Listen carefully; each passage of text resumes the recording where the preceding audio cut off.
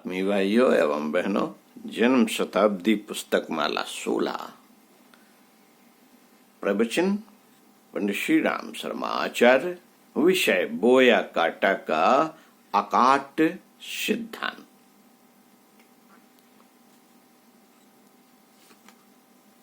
साथियों, ज्ञान का आलोक जन जन के जीवन को प्रकाशित करता चले, दीप से दीप चलता रहे, इसी विचार भावनाओं के तहत आपको यह पुस्तक आप तक पहुंचा रहे हैं, जिसे आप पढ़िए, सुनिए और आगे बढ़ा दीजिए। ये ज्ञान यज्ञ आपके द्वारा होगा, जरूर करिए। आइए इसको पढ़ते हैं। गुरुदेव के प्रवचन मैं अपने लहजे, अपनी आवाज, अपने तरीके से पढ़कर सुनाता हूं। साथियों, गायत्री मंत्र हमारे साथ साथ। ओम भूर्भुवः स्वः तत्सवितुर्वरेण्यं भर्गो देवस्य धीमहि धियो यो नः प्रचोदयात्।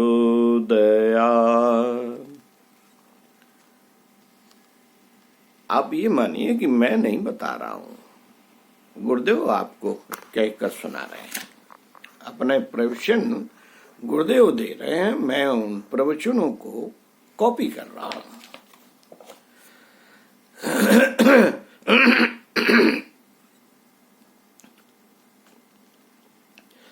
भाइयों, लगभग 60 वर्ष हो गए जब हमारे गुरुदेव घर पर आए थे और उन्होंने कई बातें बताई। शुरू में तो डर जैसा कुछ लगा, पर पीछे मालूम पड़ा कि वे पिछले 3 जन्मों से हमारे साथ रहे हैं, तब भय दूर हो गया।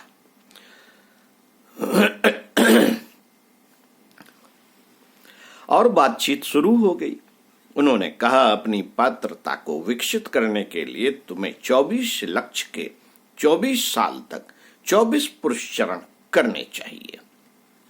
मैंने उनकी यह आज्ञा शिरोधार की और सब नियम विध वगैरह मालूम कर लिया, और किस प्रकार जौ की छोटी रोटी और छाछ पर रह करके 24 पुरुष चरण पूरे करने पड़ेंगे, यह पूरी जानकारी देने के बाद उन्होंने एक और बात कही जो बड़ी महत्वपूर्ण है। आज उसी के बारे में मैं आपको बताऊंगा। उन्होंने कहा, गायत्री मंत्र कईयों ने जपे हैं, कई लोग उपासना करते हैं, लेकिन रिद्धियां और सिद्धियां किसी के पास नहीं आती। जप कर लेते हैं और लोगों से बता देते हैं कि हमने गायत्री का जप कर लिया है, लेकिन न रिद्धि न सिद्धि। हम तो तुम्हें इस तरह की गायत्री बताना चाहते हैं जिससे रिद्धियां और सिद्धियां भी मिले और इस जप से ब्राह्मण कुल में उत्पन्न होने का लाभ भी मिले। हमने कहा, यही तो बड़े सौभाग्य की बात है, आप इतनी अच्छी बातें बताएंगे। इससे अधिक अच्छा और सौभाग्य हमारे लिए क्या हो सकता है।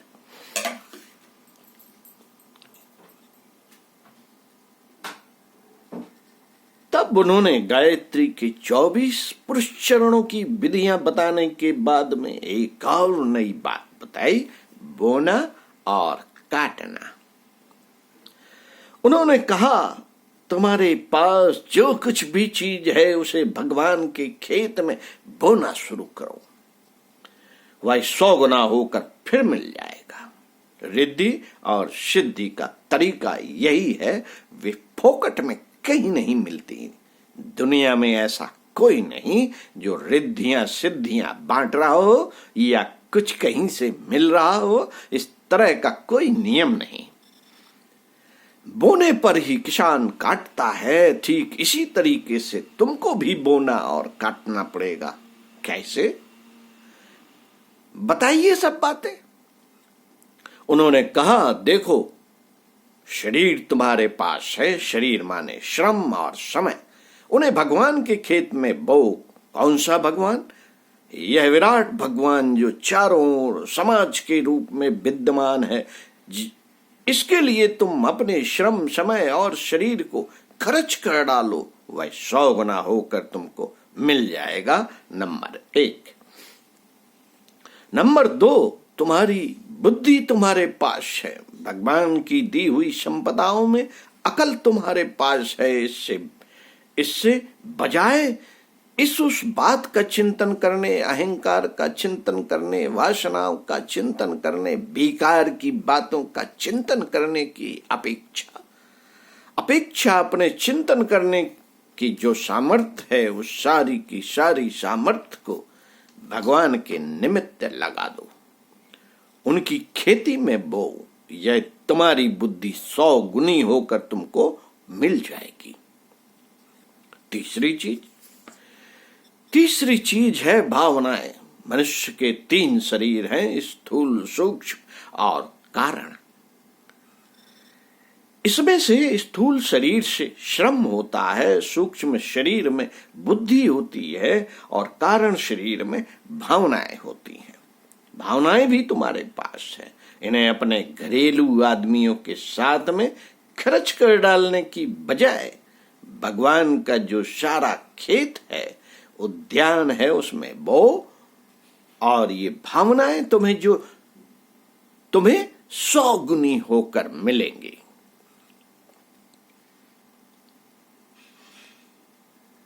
ये 3 चीजें, शरीर, बुद्धि और भावनाएं, भगवान ने दिए हैं, किसी आदमी ने नहीं। एक और चीज है जो तुम्हारी कमाई हुई है, भले ही वह इस जन्म में कमाया हो या पिछले जन्म में, वह है धन। धन भगवान किसी को नहीं देता। मनुष्य चाहे ईमानदारी से कमा ले या बेईमानी से कमा ले या मत कमाए, भगवान को इससे कोई लेना देना नहीं। धन जो तुम्हें मिला है, शायद तुम्हारा कमाया हुआ नहीं है। मैंने कहा, मेरा कमाया हुआ कहां से हो सकता है? 14-15 वर्ष का बच्चा कहां से धन कमा कर लाएगा? अच्छा, पिताजी का दिया हुआ धन है। इस सारे के सारे धन को भगवान के खेत में बो दो और वह 100 गुना होकर मिल जाएगा। बस मैंने गांठ बांध ली। 60 वर्ष से बंधी हुई वह गांठ मेरे पास ज्यों की त्यों चली आ रही है। गायत्री उपासना के जब 24 साल से भी अधिक हो गए, उसके बाद भी बोने और काटने का यह सिलसिला बराबर चलता रहा।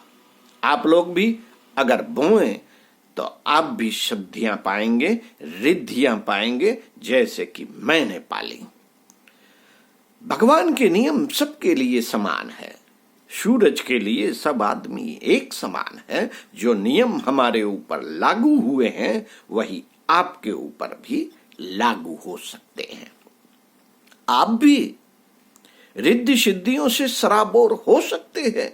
यह चारों चीजें मेरे गुरु ने मुझे बताई थी और मैं आपसे निवेदन कर रहा हूं, इन चारों चीजों को अगर आप बोना शुरू करें तो वह 100 गुनी होकर के आपको मिलेगी। मुझे तो मिल गया है और मैं अपनी गवाही देकर, साक्षी देकर आप में से हर एक आदमी को बताना चाहता हूं कि जो बोएंगे वे काटेंगे और किसान के तरीके से फायदे में रहेंगे। भगवान को आप क्या समझते हैं मित्रों? सोचिए ना, क्या समझते हैं? कि वे बांटते फिरते हैं? बांटते तो हैं, पर उससे पहले वे मांगते फिरते हैं। भगवान की इच्छा मांगने की है। भगवान सबरी के दरवाजे पर गए थे और उससे कहा था कि हम तो भूखे हैं, कुछ हो तो खाने को ले आओ। सबरी के पास बेर थे, सो उन्होंने ला करके दे दिए और कहा हमारे पास यही है, आप खा लीजिए। केवट के पास भगवान गए थे और कहा था भाई साहब हमको तैरना नहीं आता, मेहरबानी करके हमको लक्ष्मण और सीता जी को पार निकाल दीजिए। केवट ने निकाल दिया। भगवान मांगते फिरते हैं। वे सुग्रीव के पास गए थे और कहा था कि हमारी सीता जी को कोई चुरा ले गया है, उनका पता लगाने के लिए आप अपनी सेना हमको दे दें और ऐसा कुछ इंतजाम कर दें जिससे हमारी धर्मपत्नी मिल जाए तो बड़ी मेहरबानी होगी। सुग्रीव ने वही किया, अपना सर्वस्व दे दिया उनको। हनुमान जी का भी यही हुआ। हनुमान जी से भी वे मांगते फिरे कि हमारा भाई बीमार हो गया है, घायल हो गया है, उसके लिए आप दवा ले आइए, सीता जी को संदेश पहुंचा दीजिए, लंका से उनकी खबर ले आइए। राजा बलि की कहानी मालूम है आपको। वे बलि के पास गए थे और कहा था कि जो कुछ भी तुम्हारे पास है हमको दे दो। बलि ने कहा, क्या है हमारे पास? तब उन्होंने कहा था कि तुम्हारे पास जमीन है, उसमें से 3.5 कदम हमको दे दो। नाप लिया भगवान ने और जो कुछ भी माल टाल था सारा छीन लिया। गोपियों से बड़ी मोहब्बत थी उनकी। उनसे कहा, तुम्हारा दही और मक्खन कहाँ रखा है? गोपियां समझती थीं कि वे भगवान हैं तो सोने चांदी के जेवर लाए होंगे, कोई उपहार लाए होंगे, पर वे तो कुछ नहीं लाए। उल्टे उन्होंने जो कुछ भी मक्खन तथा दही जमा किया हुआ था वह भी छीन लिया। कर्ण जब घायल पड़े थे तब अर्जुन को लेकर भगवान उनके मैदान में जा पहुंचे और कहा, अरे कर्ण, हमने सुना था कि तुम्हारे दरवाजे पर कोई आदमी खाली हाथ नहीं जाता। दरवाजे से कोई आदमी खाली हाथ नहीं जाता। हम तो कुछ मांगने आए हैं, पर तुम कुछ देने की हालत में मालूम नहीं पड़ते। कर्ण ने कहा, नहीं महाराज, ऐसा मत कीजिए, खाली हाथ मत जाइए। मेरे दांतों में सोना लगा हुआ है, उसे उखाड़ कर मैं अभी आपको देता हूं। उन्होंने एक पत्थर का टुकड़ा लिया और दोनों दांत तोड़ करके एक अर्जुन के हाथ पर रखा और एक कृष्ण के। इसी तरह सुदामा जी की कहानी है। सुदामा जी की पत्नी ने उनको इसलिए भेजा था कि कृष्ण उनके मित्र हैं और वे उनसे कुछ मांग कर ले आए तो गुजारा चले।